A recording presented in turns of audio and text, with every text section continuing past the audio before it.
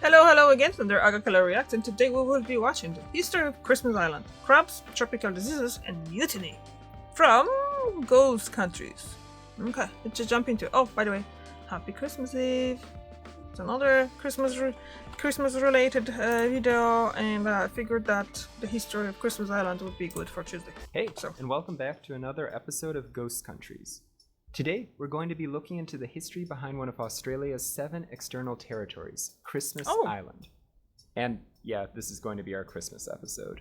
I mean, it's in the name, makes so sense, isn't it? Yeah. Festive, right? Mm-hmm. Sometimes said to be the Galapagos of the Indian Ocean, this geographically isolated island is home to a number of endemic species, including the Christmas Island red crab, which every year at the beginning of the wet season, roughly November to December, migrates en masse from the island's forested interior to the coast. An estimated 40 to 50 million crabs undertake this rather perilous journey to breed and or release their eggs into the sea, although the island's residents do their best to, make it a little easier for them. And while the red crab is probably Christmas Island's best known crustacean, it by no means is the only one. You've also got the so-called coconut or robber crab, the world's largest anthropoid, which can measure 3 feet 3 inches or about 1 meter in length and weighs some 9 pounds or 4.1 kilograms. There's also the purple crab, blue crab, brown crab, yellow nipper, Chinese ghost crab, a lot of crabs. But surprisingly enough, it wasn't crabs that brought settlers to the island in the late 1800s, but the discovery of an incredibly pure phosphate, which actually is quite similar to Minami Torishima, another island we covered in length. And that seems a good enough opportunity as any for a plug. If you haven't checked out those episodes, click the cards above me. It's a two-parter. There will also be links in the description down below. So, with all of that out of the way, let's officially kick off the episode.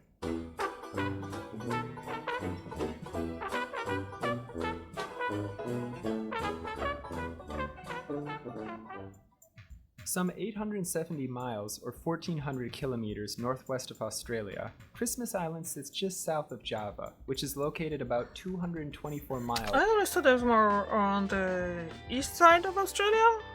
I don't know why, but... or 360 kilometers to its north. In Pacific? The island has This is an more area Indian of Ocean, roughly isn't it? 52 square miles or 135 square kilometers, and at its highest point, Murray Hill, rises some 1,184 feet or 361 meters from the sea.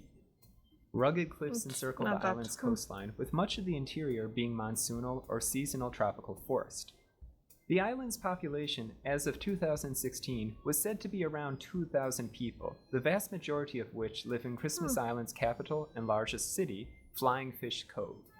The overwhelming majority of Christmas Islanders are of Chinese ancestry. However, there are also sizable Australian, European, and Malay populations. Again, going off 2016 data, just under 40% of Christmas Islanders are Australian-born. English is the most common language, and recently, Islam overtook Buddhism as the island's most common religious affiliation. Interesting. That being said, 38.4% of those surveyed were reported as either unspecified and or having no religion. Okay, so that's a basic overview of Christmas Island today. A little heavy on statistics, I know, but how did the island come to be a part of Australia? And where did it get its Yuletime name from? Well, first cited in 1615 by a certain Richard Roe, master of the Thomas, of whom I can find virtually nothing about, the island was later named on Christmas Day 1643 by Captain William Miners of the Royal Mary, a British East India Company vessel.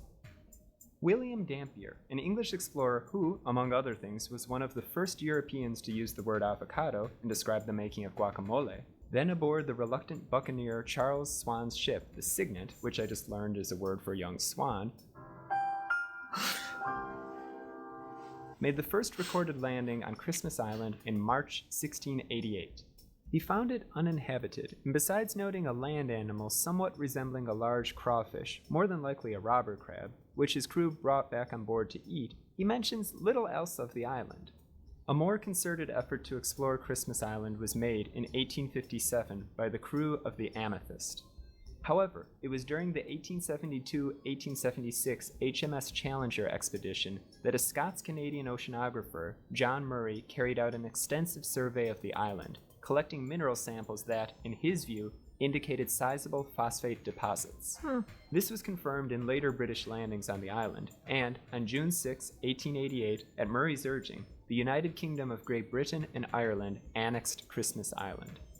Oh, and stepping back just a few years, in 1886, Captain John McClear of the HMS Flying Fish anchored in a bay that he later named Flying Fish Cove, the present-day capital of Christmas Island. Flying fish. I love that name. But I mean, like the whole fact of just the existence of flying fish is just really funny to me. But just calling hot capital of Christmas Island. I really remember that now for the end of my days. That basically the capital of Christmas Island is called Flying Fish Cove. Yes, isn't it? Just finding it really funny. What's this? You justice and consumers. Have to sit through. Okay, I'm not going to make it longer because honestly, I don't know what else to say. I made. This is my second reaction for Christmas stuff, even. And what is this now? 20% discount. Yay! Yay!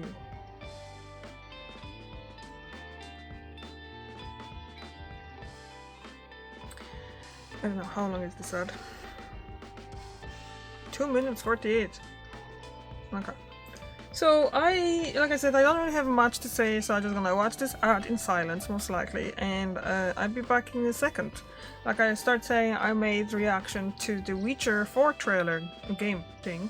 So basically, it took me a while to actually get into because I had to go to my other channel as well to check out what I had there and all this. So basically, I'm starting late today, and still will be fine though. So I'm gonna cut in here, and I'll be back after this ad finishes, so we can continue the history of Christmas Island. See you in a second.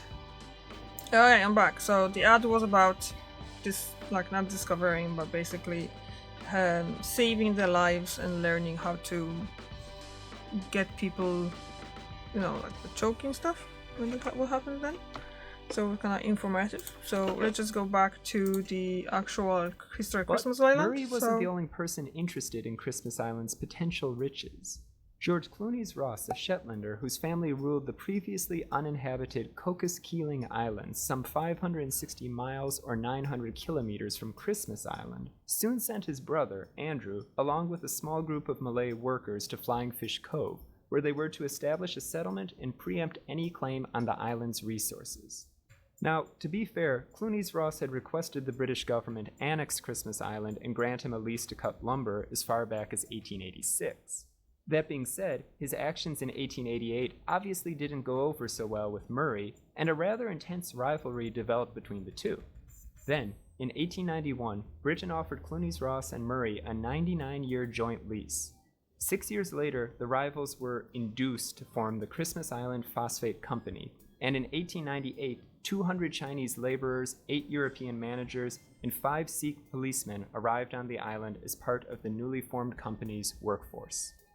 The first major shipment of phosphate left Christmas Island in 1900, but life on the island was difficult, to say the least. Not unlike George Clooney's Ross forebearer, John, who made use of Japanese convicts as laborers on the Cocos Keeling Islands, indentured laborers from China and later the Malay archipelago were rather common on Christmas Island. These laborers were underpaid, overworked, and had little in terms of legal rights. And, if things couldn't get worse, in the first years of the 20th century, from roughly 1900 to 1904, an outbreak of beriberi occurred, which killed 550 people, most of them Chinese laborers. For those of you who don't know, beriberi is a severe and chronic form of thiamine deficiency, which generally is broken down into 3 types. Wet beriberi, which affects the cardiovascular system, causing an irregular heartbeat, shortness of breath, and swelling of the legs. Dry beriberi, which affects the peripheral nervous system, resulting in numbness, trouble moving, confusion, and pain, and gastrointestinal beriberi. A major risk factor, which may be relevant in the Christmas Island outbreak, is a poor diet that consists overwhelmingly of That's white what usually rice. happens, isn't it? While rare nowadays, it was common in Asia for thousands of years, and may have actually become more common in the late 1800s with increased processing of rice. Anyway, 1900 also marked the year Christmas Island was incorporated into the British Crown colony of the Straits Settlements. It was also around this time that a certain John Davis Murray, a mechanical engineer who graduated from Purdue University over in the United States, found employment with the Christmas Island Phosphate Company. And yes, we've got multiple Murrays in this story. He soon gained the moniker King of Christmas Island, and he administered the laws, held court, decided disputes between workmen, and held absolute authority over them, and his decrees were carried out with promptness and vigor. That is, until 1910, when King John was in London, where he fell in love with a maiden and married her. But as she refused to share his throne on a savage island, he abdicated and settled in England. At least that's according to the quote. Okay, so with that out of the way, let's skip ahead a few decades to the Southeast Asian theater of World War II. Christmas Island was a target of Imperial Japan owing to its phosphate deposits, and, not completely oblivious to this fact, the British installed a naval gun on the island under the Hong Kong and Singapore Royal Artillery Detachment, which consisted of 1 officer, Captain Leonard Walter Thomas Williams, 4 NCOs, and 27 Indian soldiers. This, however, did not deter a Kaidai-class Japanese submarine, the I-59, from torpedoing a Norwegian freighter in Flying Fish Cove, which drifted and eventually sank in the shallow waters off the north coast. Following this, most of the island's civilian population was evacuated to Australia. Communication with Singapore was lost on February 11th as the Japanese closed in. Just a few days later, news came the so-called Gibraltar of the East had fallen, and some 80,000 Commonwealth troops were now in Japanese captivity. 80,000? In early March 1942, a passing Japanese naval force shelled but did not occupy the island. Nonetheless, a decision was made to raise the white flag and dismantle the previously mentioned naval gun. This decision was reversed on March 9th, with Captain Williams ordering the Union Jack rehoisted and the naval gun reassembled. The following night, however, Captain Williams and the 4 British NCOs were killed in their sleep. A certain Mr. Ali and Ghulam Qadir, both Muslims from Punjab, who had been secretly listening to Axis radio and had learnt of the establishment of a pro-Japanese Indian National Army to fight the British, had, days before, decided the Allies were fighting a lost cause. So, on the night of March 10th, while both were on guard duty, they unlocked the ammunition store and distributed weapons to their supporters. After killing Williams and the British NCOs, the mutineers, who numbered about a dozen, then confronted those among their ranks who had not partaken and/or were unaware of the plot, including their superior officer, Lieutenant Muzaffar Khan. These men, most of whom had fled into the jungle when the shooting began, were themselves now ordered to wrap the bodies of the dead British soldiers in mosquito nets and throw them over a cliff into the sea. After which, Muzaffar Khan confronted Mr. Ali, who now said they would have to kill all other Europeans on the island, including civilians. To this, he responded, "If you want to kill them, kill me first." Mr. Ali, though, brandishing a rifle, was now in charge, and the island's remaining European population, including the district officer, were lined up and told they were going to be shot en masse. It was only after tense and prolonged negotiations between the district officer and the leaders of the mutiny this was deferred, and the Europeans instead confined to the officer's residence under armed guard. 3.5 weeks later, on March 31st, some 850 to 900 Japanese soldiers landed unopposed on Christmas Island. To their astonishment, Mr. Ali, Ghulam Qadir, and the other mutineers were not honored by the Japanese and instead put to work as laborers. The Japanese, however, found the island too small to build an airstrip on, and despite its phosphate wealth, continued submarine warfare, which saw the sinking of the Nisei Maru in Flying Fish Cove on November 17th, meant little was exported during the occupation.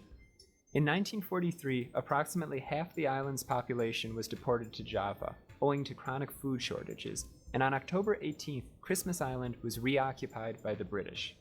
Between 1947 and 1948, 8 of the mutineers were captured in Java and tried by general court-martial in Singapore. Originally sentenced to death, they were later given life imprisonment. Mr. Ali, however, the arguable leader of the mutiny itself, was never found. Interesting. Women I ahead. wonder if they're gonna do that. Yeah. Well, yeah, they have to earn money in some way. So let's work this. So yeah, the more I'm watching about history of some certain places, you can kind of see that every place have interesting history, and it's just you don't really hear about it because there's too many places. I think that's the only reason. If you're somewhere in like regards of it, then yeah, you probably hear something about it, but it doesn't mean that you're gonna be knowing everything. Especially if you're not that interested in history. I am moderately interested in history, so this is why I'm watching those videos. This is why I'm doing those video reactions as well. So yeah, basically that's what it is, isn't it? You watch, you learn, you hear, and then it's like, I never knew about that. Like yesterday I just read about a city not far from my own home city that had like a labor camp set by Nazis during the Second War that I never knew about. Like obviously it's not like I never knew about labor camps or death camps set by Nazis, but I never knew there was one there. So constantly learning. I mean, like all the time you're learning something new. Just like this one. Following World War II, the Christmas Island Phosphate Company found it difficult to re-establish operations to pre-war levels of profitability. And so, on August 31st, 1948, a decision was made to sell the company and its assets to Australia and New Zealand. These countries, in turn, employed the British Phosphate Commissioners, BPC, as their managing on-the-ground agents, and thus, BPC in effect controlled mining operations on Christmas Island. However, the island itself remained administered by the colony of Singapore. As mining operations resumed, laborers from Singapore, Malaya, the Cocos-Keeling Islands, alongside staffers from Australia, continued to pour in, expanding the tiny island's population. Then, in 1958, an agreement between Australia and the colony of Singapore was reached, in which Christmas Island was excised from the latter and made a separate crown colony. This paved the way for the United Kingdom to transfer sovereignty to Australia, which it did on October 1st, 1958, a day still celebrated as Territory Day on Christmas Island. In compensation for lost phosphate royalties, the Australian government agreed to pay Singapore £2.9 million, and D.E. Nichols was appointed the first official representative of the new territory. And with that, Christmas Island officially became a part of Australia. Oh, and a similar process occurred with the Cocos-Keeling Islands in 1955. Which brings us to the end of this episode. So, despite its size and distance from Australia, Christmas Island has played a rather interesting role over the years. As part of the so-called Pacific Solution, which sought to address the asylum seeker issue in Australia, Christmas Island would host an immigration reception and processing center, and more recently, it also had a quarantine center. So, despite its size and distance, Christmas Island actually features somewhat prominently in Australian politics. Yeah, so if you made it through the whole video, thank you very much. That helps with the algorithm quite a lot. Of course, you can always subscribe, like, comment, and share this video if you haven't done so already. And we'll see you again next time. Peace. Peace. Yeah. That was really cool, I think. Oh no, I don't want that. I want this. So, like I said, it was kind of interesting to learn. Obviously, I'm guessing I don't know much about the whole Pacific part of the Second War, but my explanation to it is the fact that when I was learning history in school, we were mostly focusing on what was going on in Poland. And we had some stuff about North Africa and Middle East and some about Pacific and Japanese involvement in the Second War as well, but it wouldn't be much compared to what was happening in Poland. So yeah, so I'm always learning something new whenever I see something about that part. In general, I don't know much about that part of the world as well because I've never been there. So yeah, so thank you very much for watching. I see you tomorrow. And tomorrow it's Christmas Day, so happy Christmas. Bye.